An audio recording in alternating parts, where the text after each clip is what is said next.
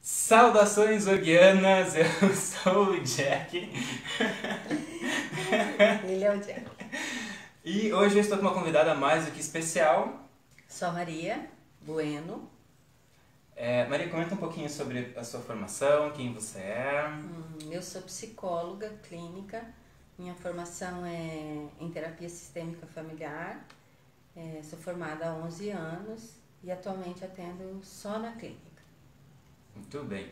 E hoje nós estamos aqui para falar um pouquinho sobre o 8 de março. Tem algumas coisas que a gente precisa refletir sobre isso, que são bem interessantes, que são bem importantes. Bom, então... Me perdi um pouquinho no começo, mas vamos lá então. A gente quer começar falando um pouquinho sobre essa parte da história do dia 8 de março, né? Que muito se fala e muito se questiona, e até houve um momento em que se confundia com alguns eventos históricos aí. Então tem uma referência que se faz às trabalhadoras de uma fábrica que pegou fogo quando de uma manifestação por direitos trabalhistas. Há algumas indicações sobre ter acontecido em 1870, quando na verdade historiadores e... Nossa, me gaguejei aqui. Historiadores já perceberam que esse evento não aconteceu em 1800 e bolinha, mas há um fato histórico de 1911 que de fato aconteceu, onde houveram cerca de 125 mulheres que morreram queimadas nesse incêndio e 20 homens, esses majoritariamente judeus. O que nós temos de marco, que os historiadores vão trazer para a gente, é em 1909, onde socialistas, mulheres socialistas, vão promover em Nova York essa reflexão sobre a desigualdade da mulher e o direito a voto e a participação política. Esse é um marco bem importante. Gostaria de comentar sobre mais algum? Não, acho que você comentou do incêndio na fábrica, que foi em 1911, e daí em 1917, no dia 8, houve manifestações em Nova York, né? Em 1917, durante a Primeira Guerra Mundial. Tá? O interessante sobre o 8 de março é que, diferente de muitas datas que nós temos no nosso calendário, ele não está associado ao comércio, claro, né? E que depois ali era muito próximo ao cultivo de flores e houve uma associação. Mas ele não está ligado a essa questão comercial e de presentes. É um momento, quem não gosta de receber presentes, mas a raiz desse dia está voltado a manifestações políticas, ele está voltado a questões de direitos, exatamente, muito obrigado. Está voltado à luta por direitos e melhorias, né, desse espaço. Mas é importante pensar que essas lutas, elas vieram apenas fortalecer, né, o trabalho das mulheres que já existiam antes do movimento, antes dessas datas que são significativas, as mulheres já exerciam suas profissões, mas na pós-Segunda Guerra houve esses marcos históricos, né, para formalizar também a questão das leis trabalhistas em favor das mulheres. Né? Então, nós precisamos reconhecer que antes disso as mulheres também trabalhavam. Era como se nós não trabalhássemos, mas nós já trabalhávamos. Ok, Jack? Sobre essa questão da inserção da mulher nesse momento, vale lembrar em que a gente está em um momento em que tem guerra, então a maior parte da força de trabalho masculina estava indo para a guerra, né? Tava ali nos Senhores da Guerra, igual aquela música do Legião Urbana, né? E as mulheres foram trazidas para as fábricas, né? Como mão de obra de trabalho. E aí, a jornada de trabalho era uma jornada muito absurda. 16 horas, de segunda a segunda, trabalhando no domingo, então era uma carga muito puxada. Só para lembrar, também havia questão e complicação de terem crianças que trabalhavam lá. Porque a criança menorzinha consegue limpar a chaminé, consegue entrar ali na engrenagem e tirar o objeto que está lá, bloqueando a engrenagem. E com isso, N acidentes eram causados, né? Então era um momento bem insalubre de ambiente de trabalho. Me lembrei agora da Superintendência Regional de Trabalho. Já íamos chamar, né, alguém, os fiscais do trabalho para verificar a questão do trabalho infantil. Mas é importante também que teve muitas conquistas positivas, né, com relação a todos os movimentos que tiveram até agora, e isso nos dá hoje essa liberdade de expressar o nosso trabalho, não como um trabalho escravo, mas como o trabalho que nós queremos exercer enquanto mulheres. Eu estava lendo um livro chamado Feminilidade Radical, e ele vai falar um pouco dessa psique fragmentada. E aí ele vai trazer a questão da deusa Atena, que é um papel que as empresas gostam e que os homens no mercado de trabalho também gostam dessa mulher que tem esse perfil de deusa Atena. Então eu queria ler, posso ler? Claro, claro. A mulher Atenas é muito visível porque ela é extrovertida, prática e inteligente. Os homens geralmente são um pouco intimidados por ela no início, porque ela não responde às táticas sexuais comuns, e ela o colocará contra a parede em qualquer discussão intelectual. Quando eles ganham o respeito dela, ela se torna mais leal que as mais leais das companheiras, uma amiga para toda a vida e uma fonte generosa de inspiração. Eu achei bem interessante essa parte dessa psique fragmentada, como esse papel da deusa Atena, que difícil de falar essa palavra, por causa dessa questão de que as empresas continuam nos buscando enquanto mulheres, pela nossa extroversão, a gente traz essa leveza para o mercado de trabalho, a gente traz a alegria também, e tira um pouco a racionalidade masculina e traz um pouco da emoção feminina, mas também traz a nossa prática, essa questão de conseguir fazer várias coisas ao mesmo tempo e de pensar rápido também sobre todas as questões relacionadas ao trabalho. E a questão da inteligência, que nós mulheres somos inteligentes. Maria, como que você vê a mulher hoje? Ok, a gente comentou um pouquinho sobre essa jornada histórica que a gente precisa lembrar e refletir nesse dia. E como que você vê hoje? Em que ponto nós estamos dessa evolução? Já chegamos no ponto final? Em que parte do caminho nós estamos? Eu penso que nós não chegamos no ponto final. Eu acho que nós não vamos chegar nunca, porque o Freud vai dizer que o ser humano, ele é o vazio do vazio do vazio, ou o desejo do desejo do desejo. Então, quando nós preenchemos um vazio, surge um outro vazio para ser preenchido. Então, a grande questão hoje, eu penso que nós mulheres conquistamos já uma boa gama dessa fatia do mercado de trabalho, mas aí nós não somos só trabalhadoras com carteiras registradas. Nós temos uma segunda carga horária, uma terceira carga horária, porque além de sermos profissionais, seja ela com carteira registrada em regime CLT ou profissionais liberais, nós também somos mães, somos esposas, somos cuidadoras, né? No meu caso, eu cuido dos meus sogros. Então, além de ter 2 filhos, ainda em idade de educação infantil, ainda cuido de 2 idosos. E eu creio que há outras mulheres que também têm essas outras funções pós-trabalho. É que nós caracterizamos como trabalho somente se a mulher, aí nós vamos ter um olhar machista para a mulher, que nós caracterizamos como trabalho apenas quando a mulher bate ponto, ou que ela sai de casa de manhã e volta para casa à tarde. E isso é bem interessante, que isso já é incutido na nossa mente.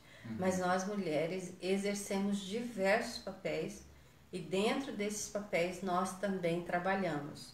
É uma conquista o trabalho? Mas eu gosto de pensar assim, até que ponto isso é leve para nós, enquanto mulheres, e nós podemos escolher trabalhar? As conquistas foram trabalhistas. E a questão do voto. E diz que teve mulheres, é bem interessante essa parte. Ao mesmo tempo que tinha diversas mulheres lutando pelo direito ao voto, tinha umas mulheres mais republicanas, mais conservadoras, que elas não queriam ter direito ao voto. Porque o direito ao voto também ia vir imbuído de muitas responsabilidades, muitas cobranças.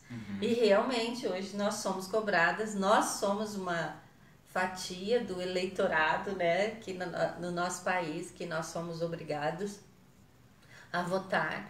Então nós precisamos pensar nesses diversos papéis que nós exercemos para além dessas conquistas trabalhistas. Entendi. Me diz uma coisa, vamos colocar um pezinho em Jung agora? Né? Já que você citou Freud, eu tenho que trazer Jung aqui para essa conversa.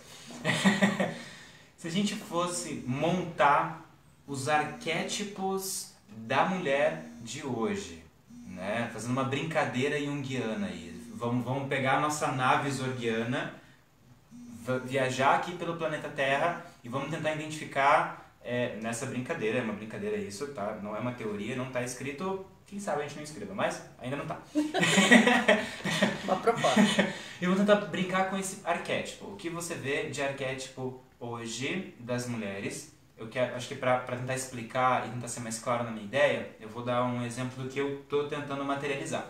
Por exemplo, eu vejo o arquétipo da mulher estudante universitária que escolheu a sua carreira ao invés de ter filhos. Mulher cientista, vamos colocar assim.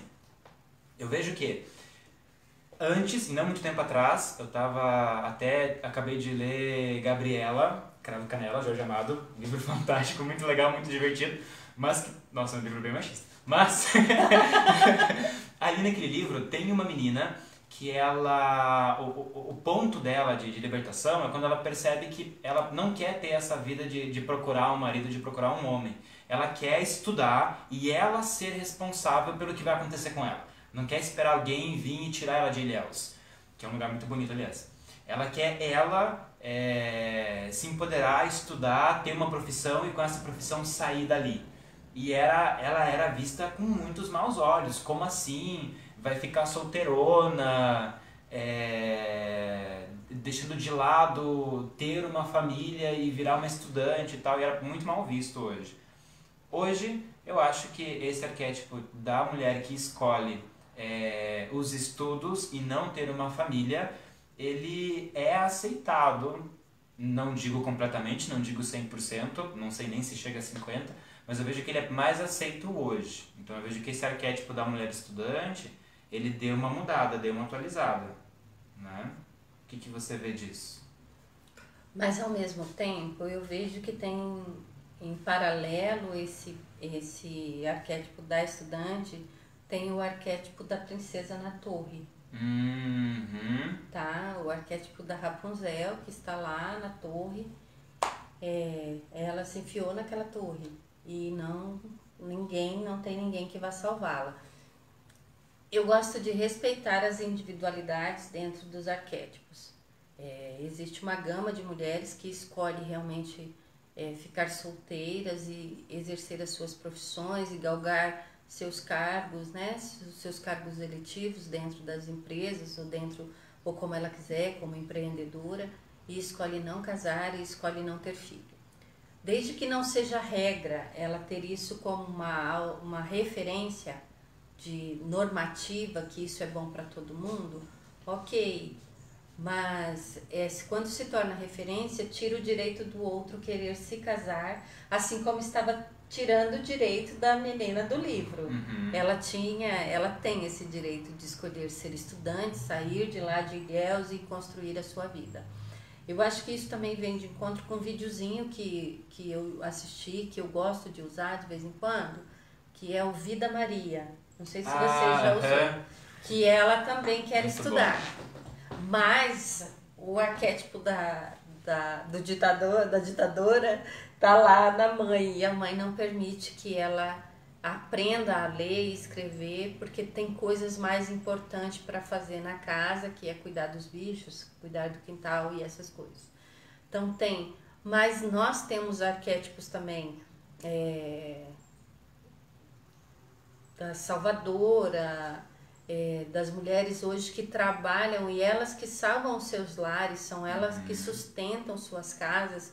Eu penso que principalmente no último ano, com a pandemia, a mulher ela tem essa versatilidade para trabalhar, ela se encaixa em qualquer função. Essa versatilidade dá a ela essa pluralidade de opções para trabalhar no mundo do trabalho, que é diferente dos homens.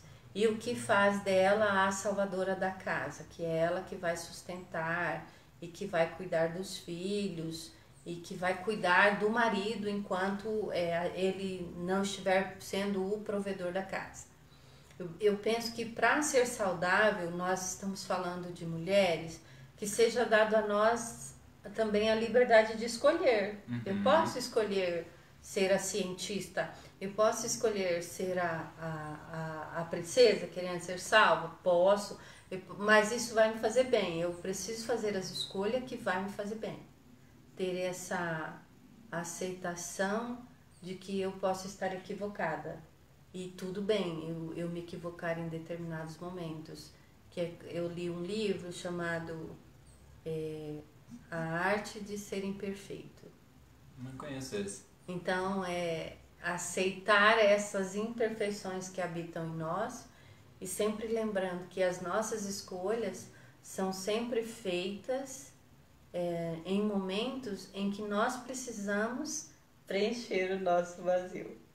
Seja com a ciência, seja com a maternidade, seja com a mão de obra no trabalho, seja cuidando da casa, né? Hoje nós não estamos aqui como juízes para dizer o que é correto. Nós estamos aqui dizendo que existe essa versatilidade, pluralidade e que nós mulheres somos capazes de abarcar esses espaços. E essa sua fala ela é muito potente, Ma, e ela lembra uma série de imagens de desenho que eu vi, que aparece lá, isso é ser mulher, isso também é ser mulher. Que aparece um teste de gravidez, e aí a mulher feliz, isso é ser mulher, e aparece um teste de gravidez negativo, e ela feliz por ter dado negativo, e isso também é ser mulher. Ou seja, acho que a questão potente aqui é a escolha, né? Não uma imposição. E nossa, essa imposição ela pode vir de tantos lugares diferentes, ela pode vir de família, pode vir do mercado de trabalho, ela hoje essa pressão pode vir de muitos lugares diferentes, de um relacionamento, né? E a questão de você escolher estar ali, ela é muito importante. Eu gostei dessa sua fala de aceitar as imposições, ou na família, ou no mercado de trabalho, ou nas relações. Eu gosto de sempre explanar ou explicar que quando nós nascemos num berço onde já era impositivo determinadas funções a nós mulheres, quando nós saímos tanto para a faculdade quanto para o casamento, nós vamos continuar aceitando aquilo que nos foi imposto lá naquela família de origem, na infância. Então, o que nós precisamos pensar eu estou repetindo um padrão, isso aqui é bom para mim, começar a se questionar, eu acho que é muito bom, ao invés de se criticar, você ser mais criativo com aquilo que surge, com as demandas que vão surgindo. Nós temos a mania de quando acontece algo conosco, nós nos culparmos. E nós precisamos questionar. Ok. Eu entendi, pode continuar, por favor. Então, nós não somos culpados. Então, eu posso ser criativa e questionar. Puxa, o que eu fiz de errado? Mas será que foi tão errado? E começar a responder esses diálogos egóicos. Esse negócio de diálogo egóico é Freud e dói às vezes. Mas isso me faz lembrar que essa imposição não necessariamente ela tá ali visível e palpável, com alguém dizendo para você. Às vezes essa imposição ela é uma crença interna. É algo que você consolidou como uma verdade sem parar para refletir se essa verdade lhe cabe ou não. se é uma verdade ou não, né? Se não foi algo que você ouviu, gravou naquele momento e que não faz sentido, não tem um significado hoje. A gente traz muitas marquinhas aí que às vezes a gente até esquece onde que essas marquinhas foram inscritas na nossa história. Então eu vou dar um exemplo, tá? De uma filha mais velha que tem uma diferença de idade de 6 anos da irmã mais nova, e quando a irmã nasceu, ela já podia ajudar nos cuidados com essa irmã. É legal que é 2 mulheres, né? E aí a irmã se tornou a rainha, o bebê, né? A princesa. E que todo mundo se voltava para o cuidado dessa princesa. Só que agora ambas são uma jovem e outra adolescente, e essa jovem se vê como responsável por todas as frustrações da adolescente.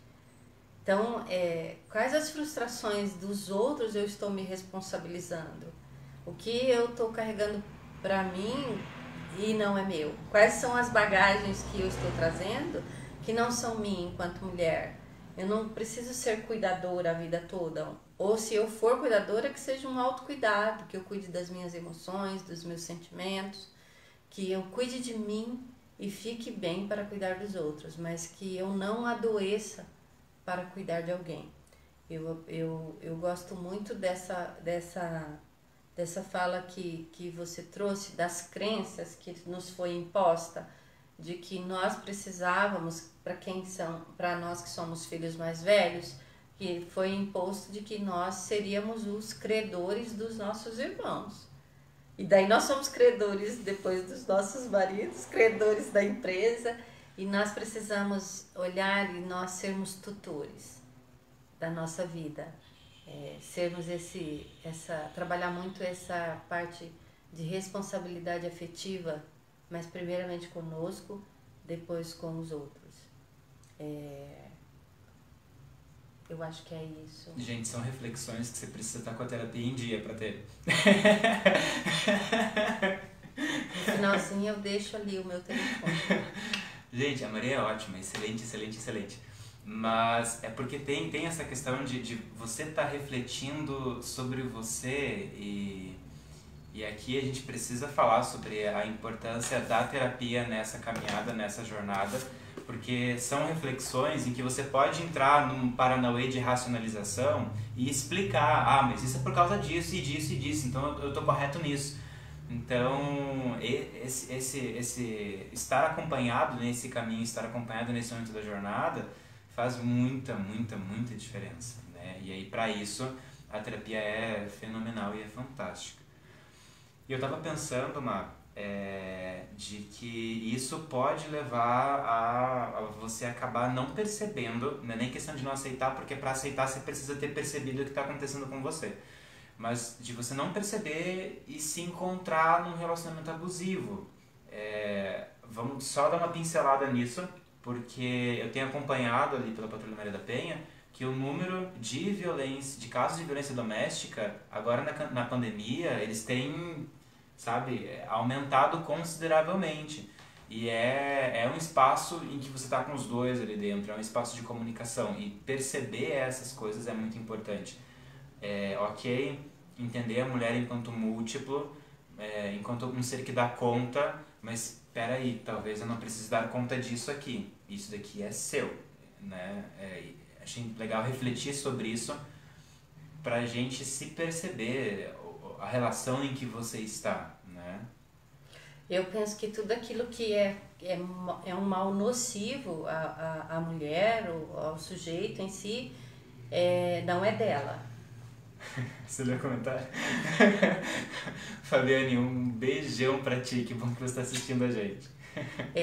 Tudo aquilo que você... É importante sempre se questionar mas isso é meu ou é do outro? As relações ultimamente, elas funcionam muito como espelho, né?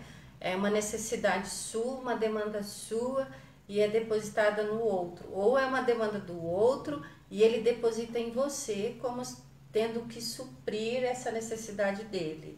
É muito imaturidade.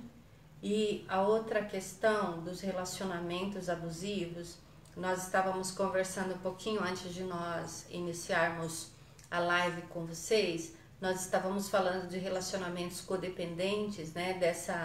Dessa falta ou desse papel de ser a salvadora da relação. E nós mulheres, como foi nos imposto salvar, né? É como a menina, a jovem que tenta salvar a irmã de 15 anos, e depois nós vamos entrar numa relação achando que nós também vamos salvar os nossos parceiros do uso do álcool, do uso abusivo do álcool, do uso abusivo de qualquer outro entorpecente, achando que se estiver comigo, ele não vai. Ou quando não consegue, ainda vai dizer, mas será que eu não podia ter feito mais alguma coisa? E aí a mulher já olhando para esses casos da Maria da Penha, que daí já houve agressões físicas, né? Já houve abusos psicológicos, porque a agressão física ela vem já na sequência, né? Posterior ao abuso psicológico. Então, é uma relação longa que chega numa toxicidade e que geralmente a parte mais... Aí nós somos frágeis, mas eu tô falando daí de fragilidade física, não de fragilidade com relação à inteligência, à capacidade, mas essa fragilidade física. Nós nunca teremos uma força suficiente para confrontar a fúria de um homem que estiver fora do controle, no momento de ira. Então, sempre questionar. E dentro de uma briga, já que a Fabiane está tendo uma sessão de terapia, sempre que for entrar numa briga, já vá com um objetivo. Porque... Achei que você falou já vá com objetos. Não, já vá com um objetivo. O que eu quero, né? O que eu quero construir a partir dessa discussão. Eu vou conseguir chegar numa conclusão. Não vá para ganhar a briga. Vá para chegar a uma conclusão, ter uma resolução daquele conflito, daquelas diferenças e chegar a uma conclusão. E a conclusão pode ser uma terceira opção. Não é nem a dele nem a minha, mas um meio termo, que é o equilíbrio da relação. Eu costumo brincar que é o caminho do Buda. Vamos ter uma conversa, vamos tentar achar o caminho do Buda, o caminho do meio. Mas, gente, isso é uma fala que você pode substituir a pessoa com quem você tem relação pelo seu colega de trabalho, pelo seu chefe, sabe, em qualquer situação, quando se fala de relações, essa toxicidade pode estar lá. E até nessa questão do ambiente de trabalho, as questões de assédio, é preciso se pensar, opa, em que posição eu estou sendo colocado aqui? Eu sou o quê? Eu sou um objeto de exposição, eu sou um objeto de expurgo emocional desse lugar, onde eu estou. E esse lugar que eu estou ocupando aqui é um lugar que eu quero ocupar, é um lugar que eu topei ocupar, sabe? Relação é um negócio que a gente precisa pensar em N situações, porque ela onde tem dois seres humaninhos ali, ela vai acontecer. E pode se manifestar de N situações diferentes, né? Eu acho que nós precisamos sempre aprender a construir relacionamento a partir de questionamentos. Nós não conhecemos bem ninguém se não houver os porquês, os paraquês e os como. Então, tanto ele precisa saber um pouco, se tiver interesse, ou nós precisamos saber. Se o outro não nos conhece, nós precisamos tirar dele o direito de ser grosseiro conosco.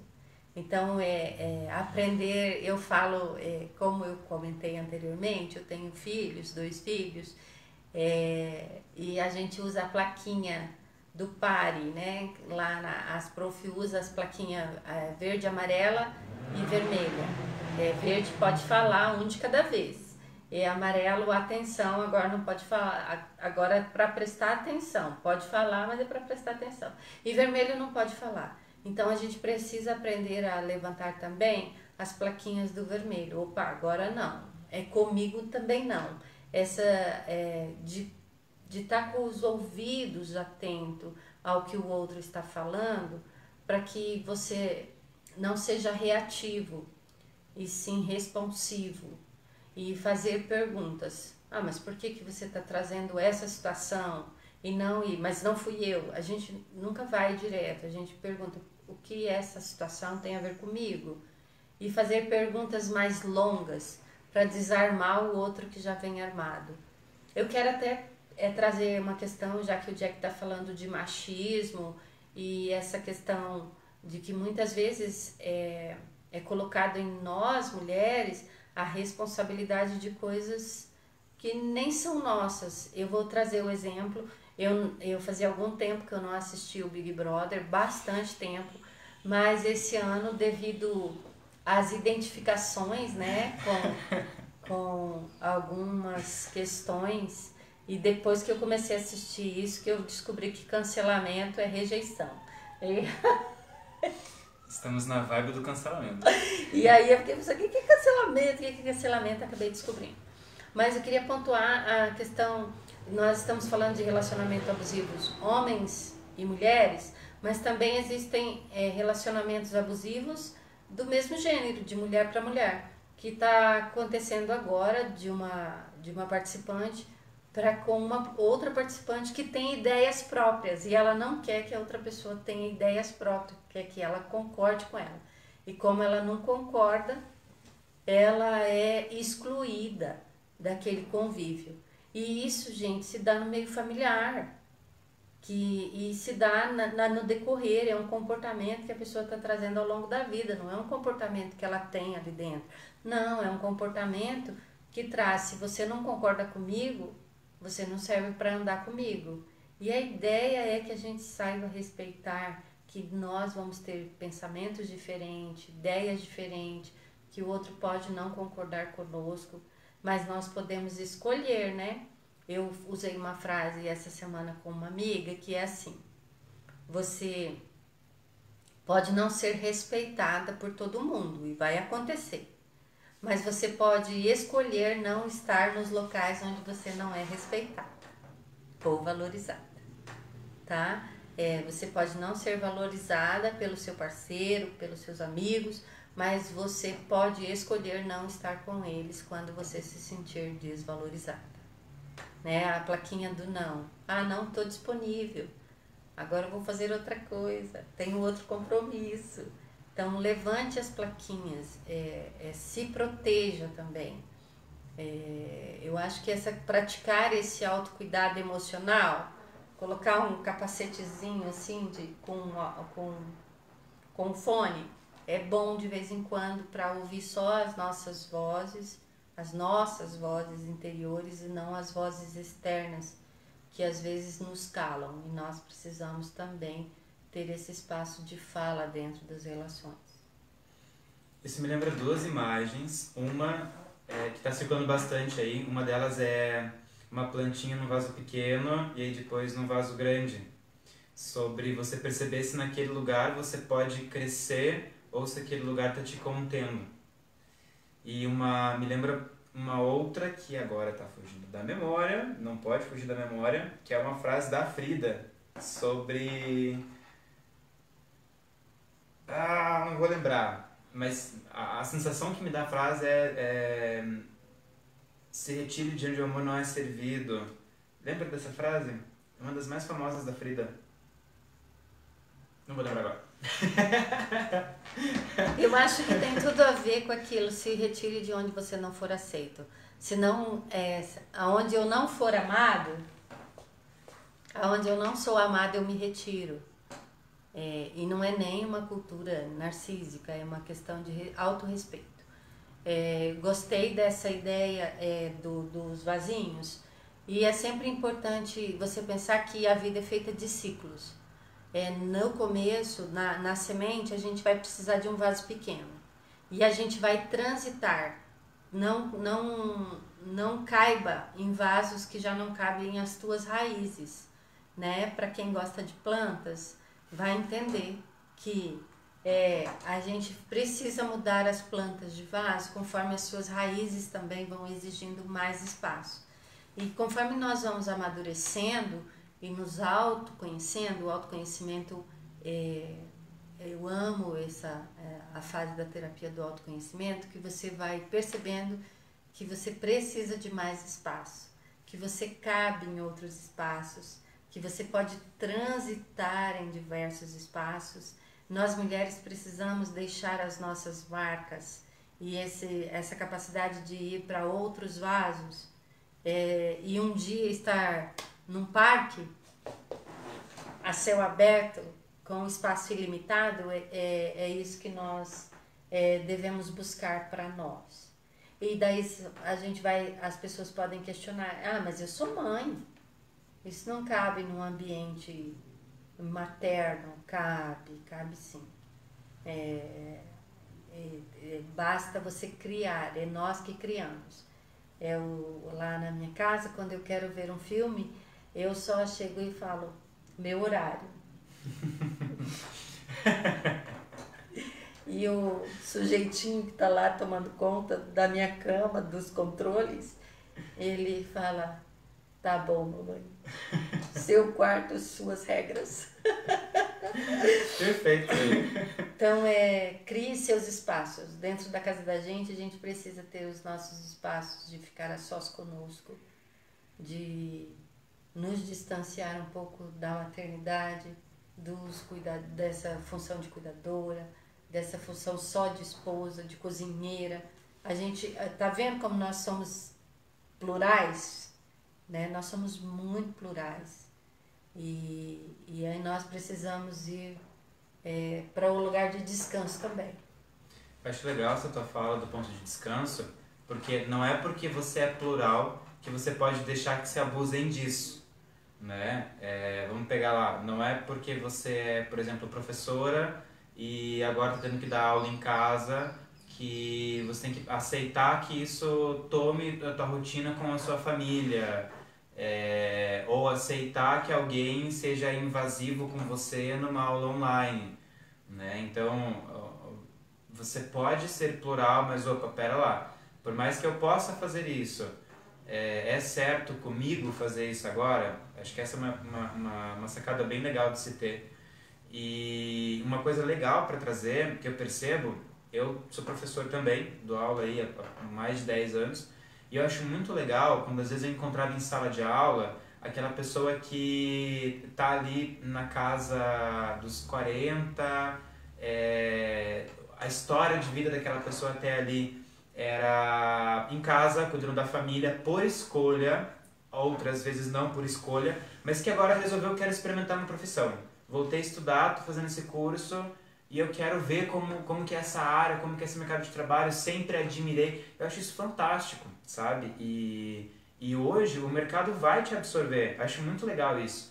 Dessas pessoas que dão uma guinada para se experimentar. Eu tô no momento em que eu quero agora ver essa profissão, quero ver como que é essa área.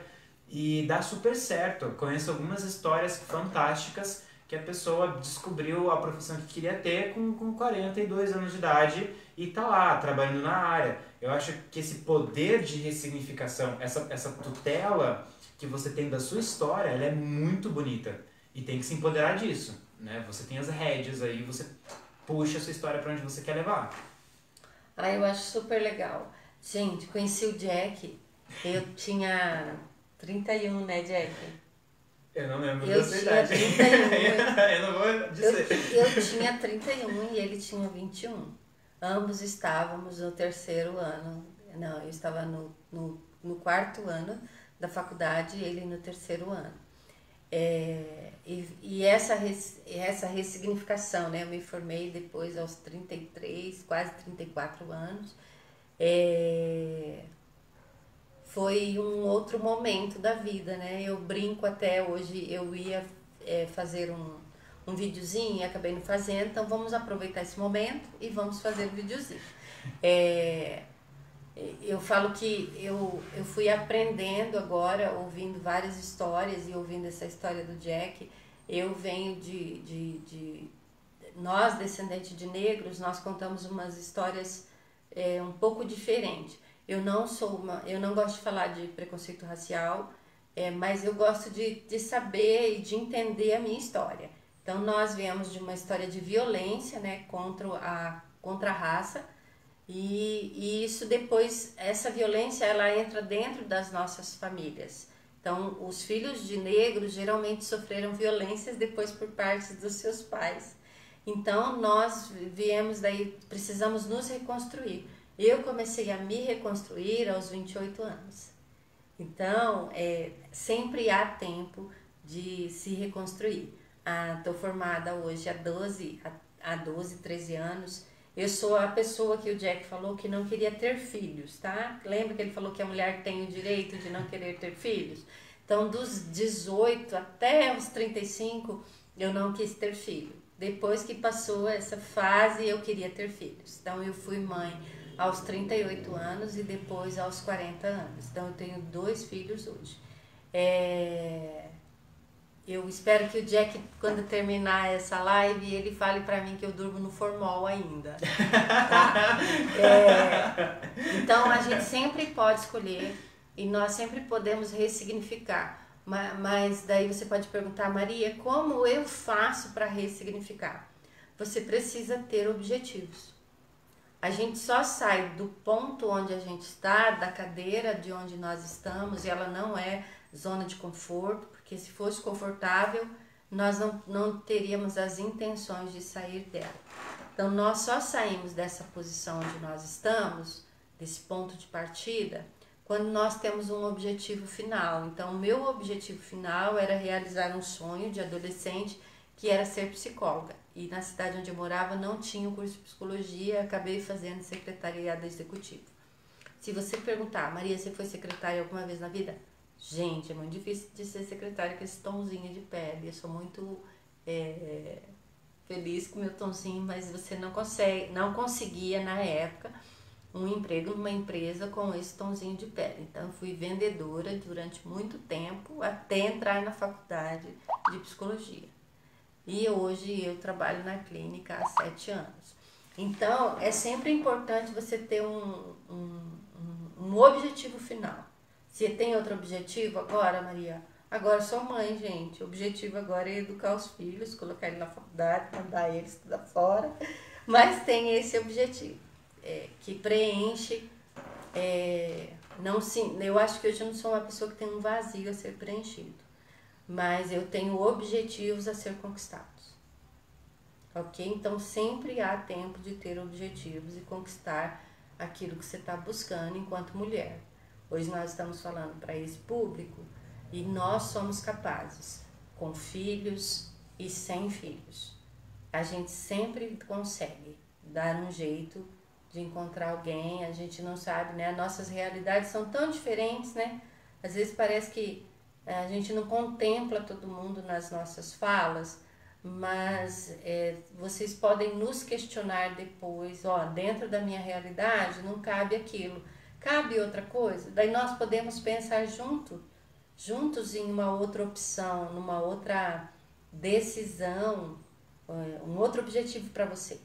Mas eu amei quando o Jack falou que dessa questão da educação depois de num outro ciclo de vida, né? Já criou os filhos estão grandes e agora eu vou estudar.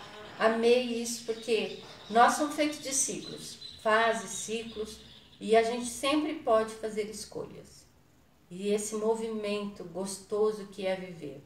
Então, façam suas escolhas e procure alguém, um orientador, tenha um tutor, um conselheiro. Esses dias eu ouvi que a educação ela é uma marretinha que vai derrubando os muros que nos impedem de ir para o outro lado. Eu uso muito a palavra na terapia, né? Que eu falo que a palavra falada, ela é a ponte que vai te levar para o outro lado. Então, o primeiro passo para você chegar onde seu coração deseja é você verbalizando, escrevendo, né? Fazendo aquelas listinhas que parece que não, mas quando eu lembro da minha primeira listinha lá aos 13 anos, na 9ª série, eu vejo que eu ainda tenho algumas coisas para realizar. Mas isso é legal, essa autorreflexão, assim, ela é bem legal. Quer pontuar mais algo dentro desse tema? Vamos para o terceiro e último bloco? Vamos para o terceiro. Então, ok. Rapidão, só deixa eu pegar minha água ali, porque agora a gente vai conversar um pouquinho com os homens. Opa. Tá, Jack. Má, por que falar com os homens no Dia da Mulher? Você acha que isso é importante, Má? Mulheres, escrevam aí, vocês acham que é importante falar com os homens no Dia das Mulheres? Para mim é super importante, né? Até se o meu esposo não tivesse chego hoje lá na hora que eu estava escovando os meus dentes e dito, Feliz Dia das Mulheres, eu teria ficado muito brava.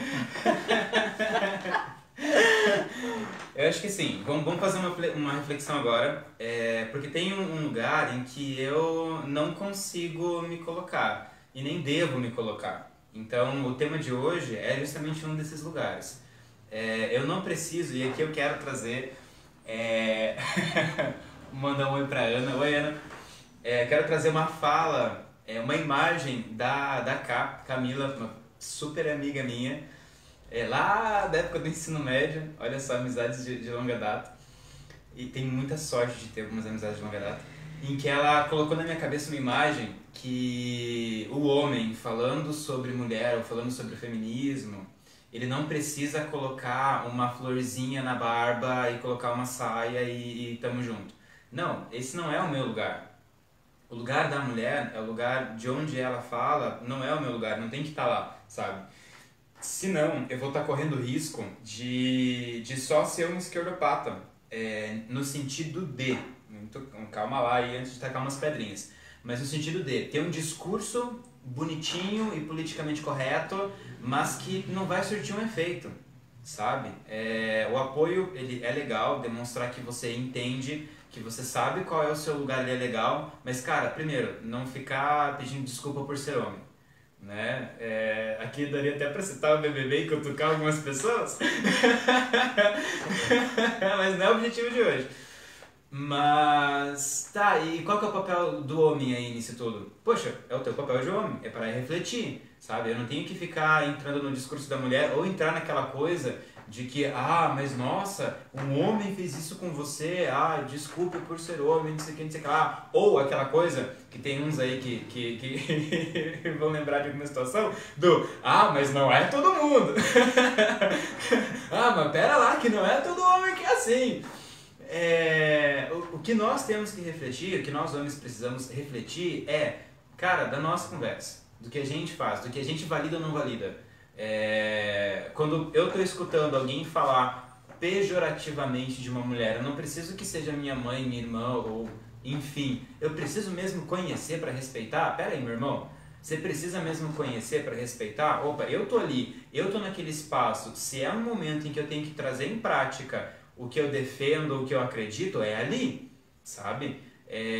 Das pessoas que eu conheço, das pessoas com quem eu me relaciono, eu sou a materialização das minhas crenças, né? Fazendo um paralelo só para tentar materializar, tem uma frase que eu gosto muito, que é Il n'y a d'amour, il n'y a que des preuves de l'amour, que diz que o amor não existe, o que existem são as provas de amor. Eu gosto de lembrar disso na questão do discurso e da prática. A sua prática ela só existe quando você transforma ela em uma atitude, em uma ação. Então, só ficar com aquele discurso, mas você não consegue dar uma segurada ali no teu amigo, da piada que ele está fazendo, não consegue chamar atenção para algo que você está vendo ali, chegar e aconselhar o cara, opa, você não acha que você está expondo essa pessoa fazendo isso? Você não acha que, sabe? Ter aquela conversa franca ali no teu espaço de fala mesmo, tu pode fazer isso.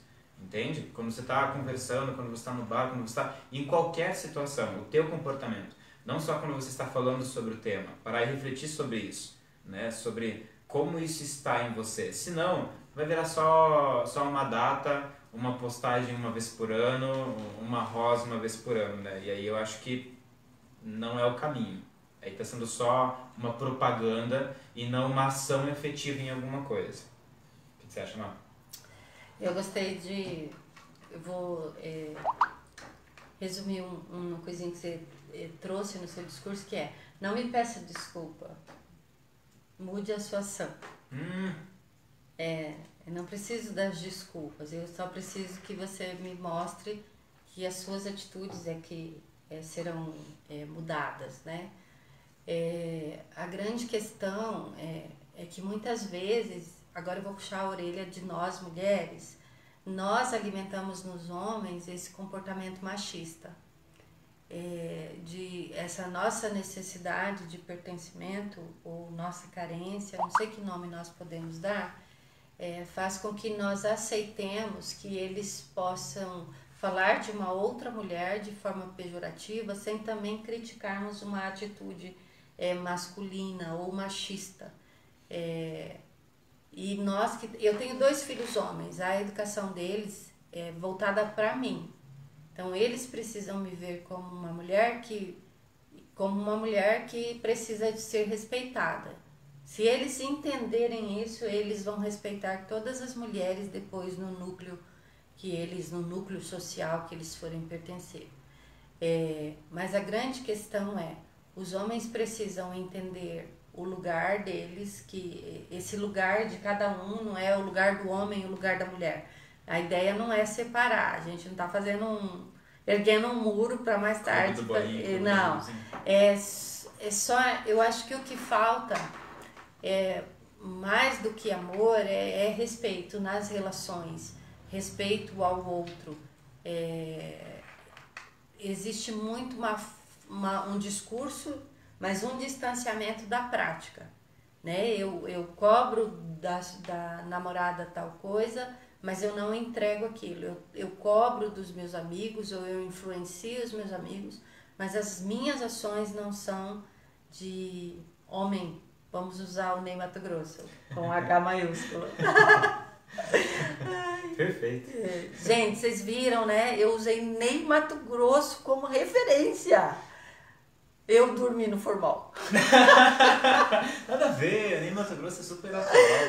Afinal de contas, ser um homem feminino não fere. O meu lado masculino. Eu acho que essa questão do Ney trazer a questão de ser um homem feminino não fere o meu lado masculino, que é a questão de olhar para a mulher como uma... Você viu? Nós estamos brilhando. Nós recebemos uma iluminação aqui. Momento Nirvana, por favor, Maria. Então, eu gosto dessa sensibilidade. Eu não sou casada com um homem machista e os céus se abriram, eu acho que no dia que eu me casei, né? Porque ele tem esse olhar muito pro parceirismo dentro da relação. Nós somos 2 seres iguais lá, nós não somos diferentes. Mas, que linda! Beijo, Ana! Então, a grande questão, mas é muito importante. Eu gosto muito da força que nós mulheres temos. Por isso que o meu esposo gosta muito de literatura grega. E ele ama o matriarcalismo. Por isso que eu acho que é da sensibilidade dele dentro da nossa relação. E ele vai falar muito do nosso poder enquanto mulher.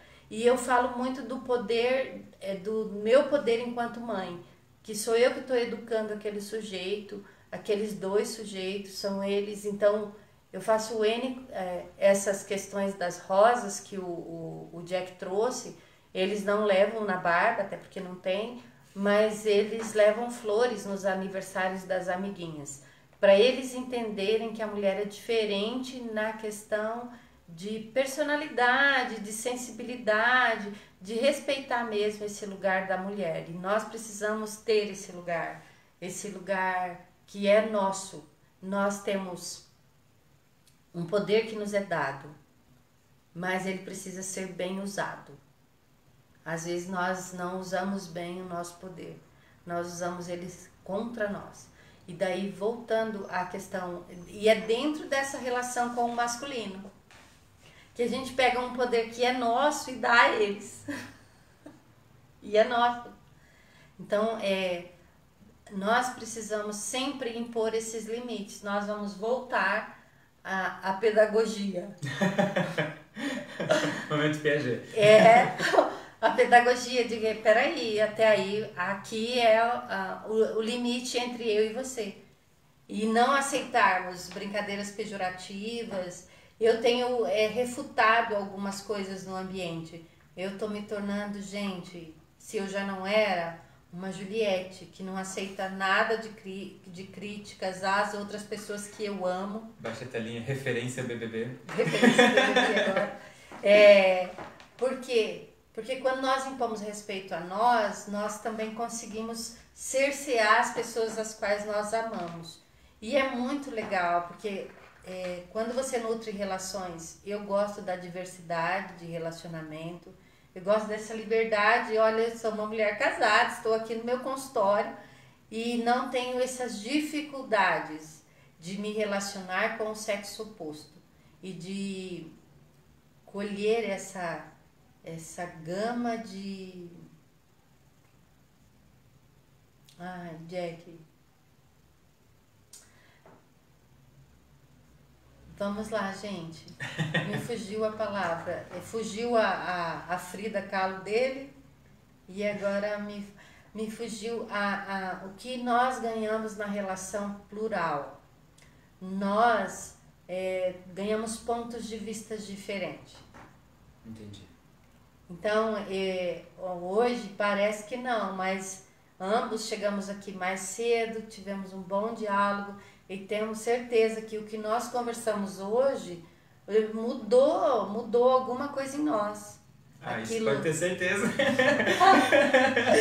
Então, com certeza eu vou levar um pouquinho dele hoje, ou para a semana, daquilo que nós conversamos, e eu espero que ele tenha gostado do nosso bate-papo e que ele também leve para ele essas transformações que são geradas quando você se abre. Mas nós nos encontramos hoje com um objetivo. Uhum. E é tão gostoso quando você chega assim com um objetivo que era leve, não tinha, né, uma intencionalidade. Eu gosto dessa palavra. Nós tínhamos uma intenção no nosso encontro. Eu perguntei como ele estava e isso, e ele falou, vai ser bom um café. E foi muito legal, porque demonstra-se interesse nas diferenças. E é isso que precisa ocorrer. Os homens precisam demonstrar um pouquinho mais de interesse nas diferenças, assim, no mundo feminino. O que ocorre nesse mundo feminino? Nem Freud explica. Mas tudo bem, se eles perguntarem pra gente, a gente explica. Acho que aí tem um ponto, puxando a orelha dos homens agora, que é a não objetificação, né? Esse interesse, esse objetivo, ele pode ser o prazer da conversa por si, o prazer da troca. Dois seres humanos fazendo uma troca, uma conversa, um momento de vida, e não diminuir a pessoa para uma objetificação de um desejo momentâneo. Que aí a gente vai entrar naquele papo que a gente estava tendo antes do amor líquido, das questões superficiais. Eu acho que quando você objetifica e reduz demais a outra pessoa a isso, você pode estar perdendo uma oportunidade de ter contatos mais profundos, de ter conversas mais profundas e de conhecer a profundeza das pessoas. Talvez você fique no raso das pessoas um pouquinho por causa da sua própria conduta. Eu tenho o costume de sempre pensar o que me cabe desse quinhão, sabe? Qual parte disso é minha responsabilidade? Será que essa pessoa, eu estou com essa impressão dela porque eu não consegui conhecer com profundidade, não consegui desenvolver mais, não consegui, sabe? Eu olhei com um olhar reduzido. Eu tento sempre ampliar, sabe? Conhecer de fato quem está ali do outro lado, nesse momento da conversa. Eu acho que isso é muito um exercício de clínica, de você não reduzir, mas sempre ampliar, né? O outro que está ali na tua frente é o universo, né? Conheça todas as teorias, conheça todos os paranauê, mas na frente de outro ser humaninho seja apenas outro ser humaninho, sabe? Isso pode levar para todos os contatos, e aí você vai perceber o quanto as pessoas são incríveis, cara, incríveis, com histórias de vida, com experiências incríveis para trocar contigo. Eu gosto agora vou citar o Jung, que ele gosta do Jung. O Jung vai dizer que aquilo que a gente rejeita no outro é o que precisa ser trabalhado em nós. Então, às vezes nós não estamos nos aprofundando no outro por causa de nos ver no outro e de ver aquilo que a gente não gosta na gente, mas a gente oculta E aí, aquilo que está em oculto vai ser revelado através da vida do outro. Então, é importante sempre fazer essa análise. Por que que essa pessoa me irrita tanto, né? O desafio de abraçar a sombra. O desafio de abraçar a sombra. E falar, nossa, é isso que eu preciso mudar. E essas sombras, elas estão em todas as relações. Então, às vezes, né, é mais fácil, que é quando o outro concorda conosco. Mas isso não nos transforma. Quando nós abraçamos a sombra, o diferente, isso é transformador para nós. Eu acho que os homens precisam pensar nisso, assim, de olhar para esse... Nós não queremos homens que usem saias no sentido literal, né? Mas nós queremos que eles vistam a nossa pele, a pele a qual nós habitamos, que é muito difícil estar nesse lugar de mulher quando nós estamos num ambiente opressor, inóspito, que nós queremos que ele vista essa pele, essa delicadeza da mulher, que nós somos corajosas, porém nós temos uma fragilidade em nós, nosso lado direito funciona muito mais rápido que o nosso lado esquerdo, né? Então as nossas emoções, elas sempre vão falar mais alto. E que os homens possam olhar para nós dessa forma e que nós também exijamos deles esse lugar, assim. Eu quando não estou bem lá em casa, eu falo pro meu esposo, hoje não estou muito bem. Ou quando acontece algo que eu fico um pouco mais ansiosa, eu falo, esse evento me deu taquicardia. Eu gosto que ele saiba como eu estou me sentindo. Por quê? Porque aí ele vai pensar no que ele pode fazer para me ajudar. Então nós mulheres também precisamos devolver ao homem uma responsabilidade que é dele e não nossa, de carregar as relações e fazer as relações dar certo, de nós tirarmos de nós. Lembra da irmã que precisa fazer com que a outra fique bem para que ela fique bem? Nós precisamos tirar essas responsabilidades das nossas costas e pensarmos, eu preciso ficar bem, eu sei qual é a pele que cabe a esse corpo e qual é essa caixa craniana que cabe essas emoções que estão aqui no meu cérebro. Então, pensem um pouco mais em vocês, assim, mesmo na outra relação. Para uma relação, seja de amizade com outras mulheres, sejam com homens, para elas darem certo, nós precisamos saber qual é o nosso lugar. O nosso lugar é esse lugar de sermos a autora da nossa história. Nós temos a tutela da nossa vida. O protagonismo, ele tem muito a ver com isso, né? O empoderamento para protagonismo. E aqui falando de todo mundo no geral, para você poder ser o protagonista da sua história, você precisa se empoderar, né? Tu precisa encontrar a sua jornada do herói.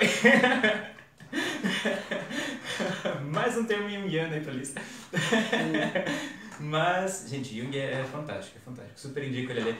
Aliás, a gente começou falando de Cinderela, tem um livro, que agora vai me falhar a memória, mas que tem um autor muito legal, que ele faz uma análise, com a psicanálise, de contos de fada.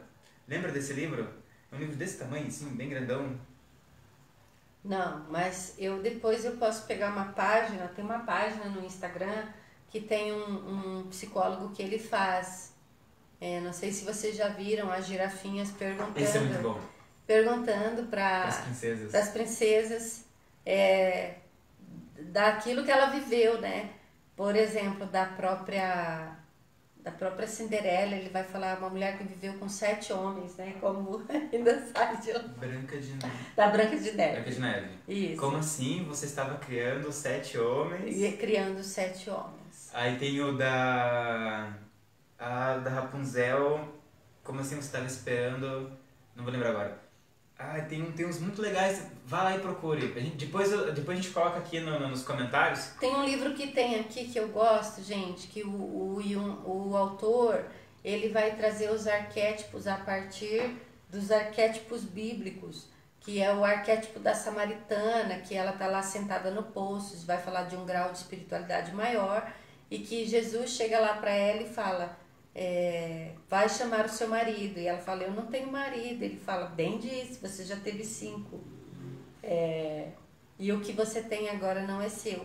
Mas ele daí vai contar a história dela, vai falar de diversos arquétipos, dentre eles o arquétipo de Jonas, que é o arquétipo do homem que só dorme, que foge dos problemas. Todas as vezes que precisa resolver um problema, ele vai dormir, ele vai para a barriga de algo, dessa necessidade de voltar para o útero, tá? Se empoderar é diferente de se impor, sim. Principalmente quando você está falando do impor no termo imperativo, né, que é impositivo.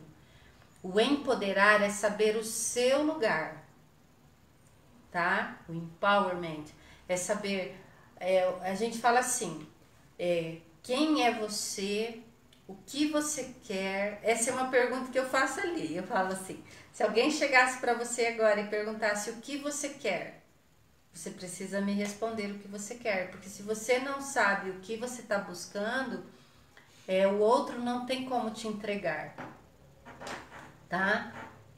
Se impor, muitas vezes ele soa como agressivo, principalmente porque daí a gente vai se impor numa discussão. E lembra que nós falamos que numa discussão nós precisamos ser mais criativos do que críticos? Que crítico eu sempre vou me culpar e dizer, essa discussão foi por minha culpa. Primeiro eu me imponho, depois eu me culpo, tá? E o criativo não, ele sempre vai questionar o outro. Nós não fomos ensinadas a fazer perguntas. E o que paralisa o outro é uma boa pergunta. Verdade. Então tem que comprar tem um livro chamado A Arte de Perguntar. Eu tenho aqui no consultório, depois eu passo para ele. Os livros que eu citei aqui, eu passo para ele mandar foto para vocês. E a gente coloca aqui nos comentários os títulos, tudo certinho. Vamos partir para o encerramento. Que mensagem final que você quer deixar? Eu quero deixar uma atividade para as mulheres, mais para cunho de autoconhecimento, tá? Para você pensar como você se vê, como você gostaria que as pessoas te vissem e como você gostaria de ser. Que isso são as perguntas chaves assim do autoconhecimento. Então, quando a gente se autoconhece, você já chega um pouco mais empoderada. Eu não imponho, mas eu já consigo. Vou falar uma frase do meu filho.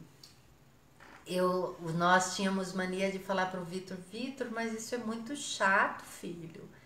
Isso é chato, filho. E aí ele pegou um dia e falou assim, mas mãe, eu não sou chato, eu só sou exigente. Então, meninas, não sejam impositivas, mas sejam exigentes. Tá? Fantástico! Lá em casa a gente tem vários insights, assim. Nossa, esse livro é amor exigente. Então, faça essas perguntas que eu deixei. Se eu gostaria de deixar uma frase, vou deixar. Escrevi ela hoje. Peraí.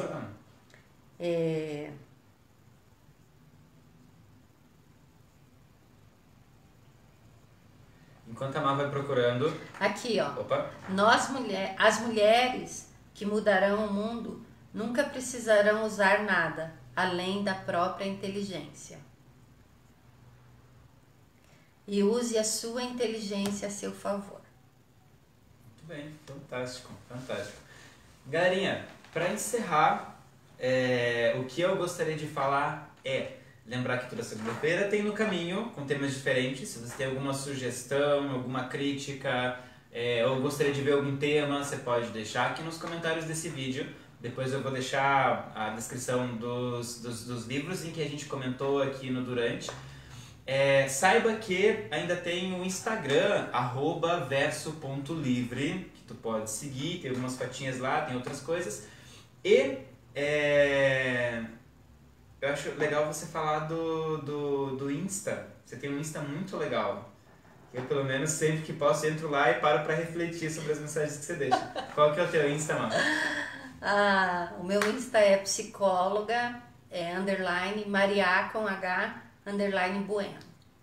Vou deixar aqui também. Tá. Galerinha, tem sempre os conteúdos muito legais. E qualquer coisa, entre em contato com a gente. Para você que nos acompanhou até aqui, saudações orianas e tchau do Jack. Tchau da Maria. Beijo, gente.